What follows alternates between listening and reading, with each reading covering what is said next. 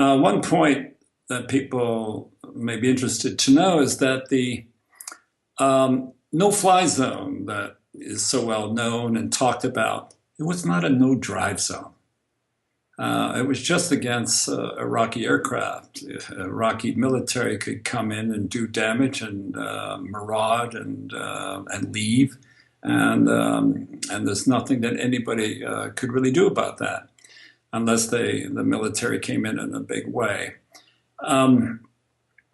So the Iraqi military was just down the road, always just down the road. So everybody came back. Most of the refugees came back. Some stayed because they tried to get themselves resettled in other countries, and some were. But not only did those refugees who recently fled the country leave, refugees who had been living in Iran since 1975 started to come back. Refugees who fled to Turkey in 1980s due to the chemical weapon attacks, they started coming back home. And of course, what those refugees were returning to wasn't the same thing. They didn't have homes. But they started flocking back. Now, this all started happening in the spring of 1991. Summer is coming. Summer is dry. There's no rain throughout the summer. So no problem about not having proper housing. But as winter started to proceed, come in, I mean, the winters in northern Iraq are real winters. But the UNHCR got on top of it. At that time, the resources available were good. They did some homework, and they decided that at least people should have a winterized shelter. It's not a house, a winterized shelter. And that means, a building with stone or mud walls, traditional, and a roof. And of course, you need a door and you need a window. So that's pretty much what the UN program was all about.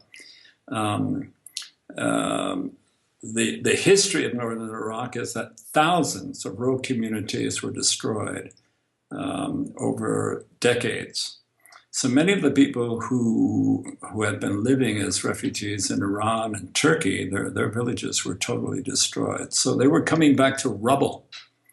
And the UN helped them by providing a door frame and door, and a window frame and a window, and roofing materials, and left it up to them to somehow build a one-room winterized shelter.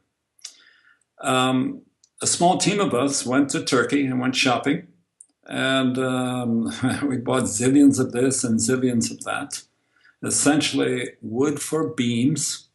Let me just quickly, the traditional village home, which makes very good environmental sense.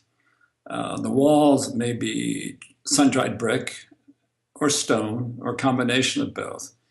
But the roof is simple. There are beams, main beams going across, sticks going in the other way, direction.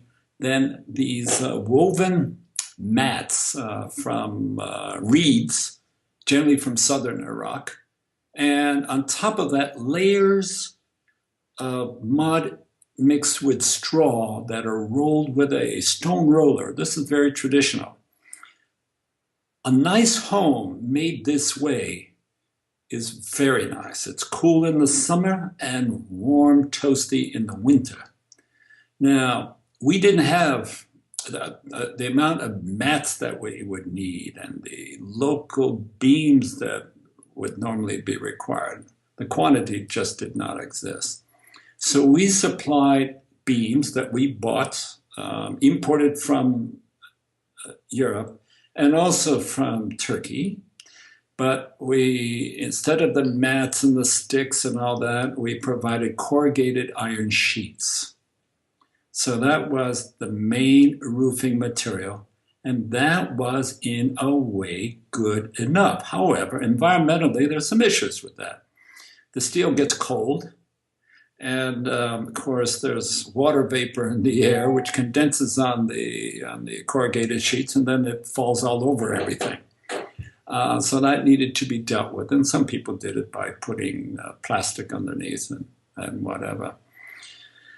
So we went shopping in September, and the UN is a horrendous bureaucracy, and everything many people says about its operational culture is true to a large extent. But this time, went shopping in September, and nearly 3,000 truckloads of material arrived in October. And it had to be distributed in mountainous areas where truck drivers, of course, didn't want to go. And their trucks were really loaded. And their trucks were not the nice modern trucks you see coming from Turkey today. So we somehow urged them to, and twisted some arms to go to 38 different distribution points throughout, all across the northern region. And people came sometimes with, I mean, there's photos around of coming with their donkeys and picking up the corrugated iron sheets and the materials that we offered, and then they would go off and construct a one-room shelter.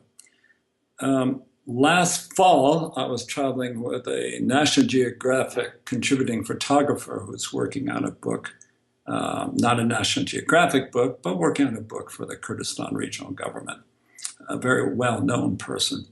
And we visited a couple of these these one-room structures that people are not living in them anymore. Maybe they have their animals in them, but still standing.